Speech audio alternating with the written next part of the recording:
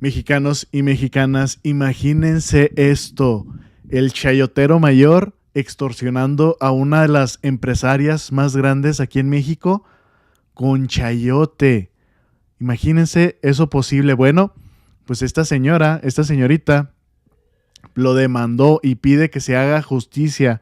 Esto se lo llegaron a hacer, obviamente, al presidente AMLO en la mañanera, de qué opinaba de que este señor, pues está en en este drama, pero sobre todo imagínense pidiendo extorsión con chayote.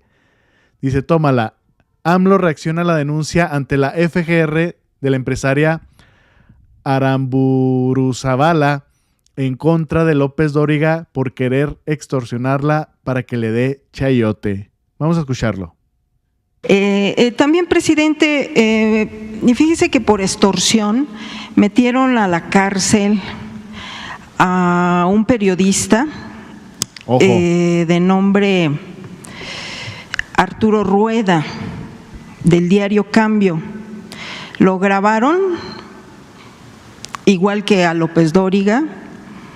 Hay un video de prueba pidiendo 10 millones de pesos a funcionarios de Morena en el estado de Puebla. Estuvo unos meses en la cárcel, salió mediante una fianza y este sábado lo sentenciaron a casi 3 años de prisión, presidente. Ojo. Pues además del delito de extorsión de este supuesto periodista, lo acusan de lavado de dinero. Esto es muy común, presidente, en los estados de la República y pues también aquí en la capital, estas extorsiones por parte de algunos comunicadores que tienen una pluma, una cámara, un micrófono. Entonces, presidente, pues yo le quería preguntar si usted haría un llamado a los integrantes de su movimiento, precisamente de Morena, para que no se dejen extorsionar, obviamente pues que se porten bien, ¿verdad? Que no anden en actos de corrupción, pero en este caso, como también el de López Dóriga, pues era un abuso, una extorsión a esta empresaria. Hace unos años también se le denunció ante la PGR a López Dóriga y bueno, no sabemos en qué quedó, si se arregló o bueno, eso fue lo que le valió también la salida de Televisa. Esto también se vive mucho en la Cámara de Diputados, en la Cámara de Senadores, en los congresos locales. Esto también pues forma parte de esta transformación que se está viviendo en nuestro país, el hecho de que a este periodista su movimiento de Morena allá en Puebla pues le hubiera puesto un alto.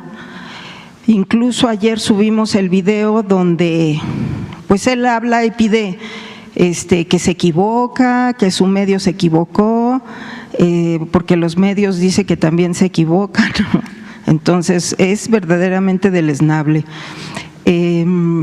También la empresaria Aramburuzabala, que fue la que demandó por extorsión a López Dóriga, dijo que ella no quiso caer en esta extorsión y que por eso es de que lo denunció ante la PGR. Entonces, también a los empresarios, presidente, sufren extorsión por parte de estos pseudocomunicadores. Entonces, pues no sé sus impresiones en relación a este primer punto, presidente. Bueno, poco a poco se tiene que ir acabando todo ese periodismo mafioso o esas prácticas, ¿no?, de extorsión que se dan en el periodismo y también en la política y en la administración pública y, como tú dices, en las empresas. Se tiene que ir avanzando para desterrar la corrupción del país en todos los niveles, en todos los órdenes, en todos los ámbitos. Cero corrupción. es un mal que más daña, es el mal que más daña, ¿sí?, a un país, a una nación, y hay que desterrarlo. Se ha ido avanzando y yo espero que se siga avanzando, y también diferenciar lo que son los contratos de publicidad, que son legales, que una empresa necesita publicidad, hace un contrato con una empresa. El mismo gobierno puede tener contratos de publicidad para dar a conocer sus acciones. Lo que está mal es que el dinero del gobierno o de las empresas se utilice para actos de corrupción, por ejemplo, para proteger a corruptos, para chantajear a autoridades y obtener prebendas. Tómala. Si no me das, te voy a estar golpeando, te voy a estar calumniando, te voy a estar difamando impunemente. Y eso lo puede hacer un periodista no tan famoso de un estado, de un municipio, hasta las grandes cadenas de televisión y de radio. Ahora que pasaron las campañas, era evidente. Ya no voy a mencionar la televisora, pero se le lanzaron. Es que ayer estuve en Veracruz y me contó Rocío Nale de cómo fueron a extorsionarla. Creo que le pedían una televisora 200 millones de pesos. Imagínense. ¿Cuál televisora, presidente? No. Hagan ustedes la investigación, pero 200 millones porque supuestamente tenían, pues de Dos Bocas, tenían información de corrupción, como ella había estado de directora, que por cierto lo hizo muy bien, encargada de la obra de Dos Bocas, gracias a ella se avanzó. Entonces, supuestas facturas, ¿no?, en donde demostraban que había permitido la corrupción, y la acusaban de tener propiedades, incluso a su esposo, de tener una residencia en Nuevo León, y presentaron la escritura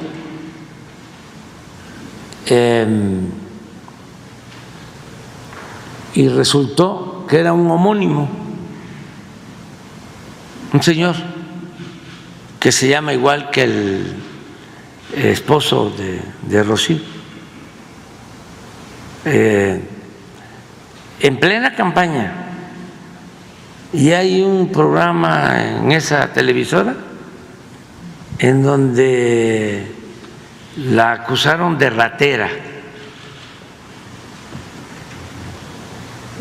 porque no entregó los 200 millones. Y estoy seguro que esos 200 millones no iban para la empresa, sino para los conductores. funcionarios. Entonces se da mucho, porque siempre se habla del chayote, ¿no? Y se le carga la mano, ¿no?, al del sobre, que son 3,000, 5,000, 20,000 pesos, 30,000, ¿no? Allá en los municipios, los estados, ¿no? También, porque el periodista está muy mal pagado, los periodistas. Antes, en los periódicos, lo único que le daban era la credencial. Imagínense, mexicanos y mexicanas, a Rocío Nale era Televisa. La señorita preguntó de, bueno, presidente, ¿cuál televisora? Bueno, Televisa queriendo chantajear a Rocío Nale con 200 millones de pesos. Y luego dijo, es que su esposo era homónimo. Quiere decir de que había otra persona igualito con el mismo nombre y apellido. No sé si también quiere decir que es hasta el mismo, la misma fecha y el año. Cuando dices, pues que supuestamente es una persona. No, es que son dos personas pero con el mismo nombre. Bueno, a esa persona decía, no, es que tiene tantas propiedades y así la querían chantajear. Bueno, en el caso de el chayotero mayor, mexicanos y mexicanas, López Dóriga, queriendo chantajear a una de las empresarias más grandes de México. Dice, se acabaron los tiempos de Joaquín López Dóriga del influyentismo y la extorsión. Fue denunciado él y a su esposa por María Asunción Aramburu Zavala. Parece un trabalenguas, pero lo pude lograr. Pedían $5 millones. ¿Qué dice la nota?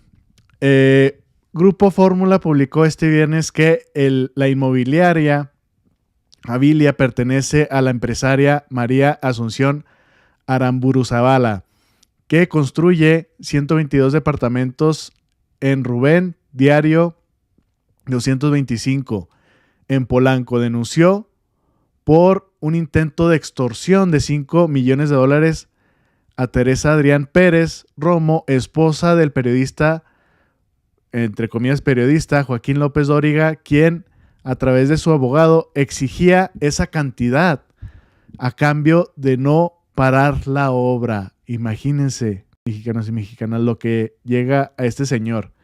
Miren, recordando rápidamente, ¿cuánto le pagaban? Era, como les decía, el chayotero mayor. La lista, nombres y montos de dinero recibidos por 15 periodistas en el sexenio de Peña Nieto. Esto fue con Peña Nieto nada más. Falta lo de Fox, lo de Calderón, lo de Cedillo, lo de Salinas de Gortari. Solamente con Peña Nieto, en un sexenio, 251 millones 482 pesos. 251 millones de pesos, mexicanos y mexicanas. Y ahí le siguen los demás.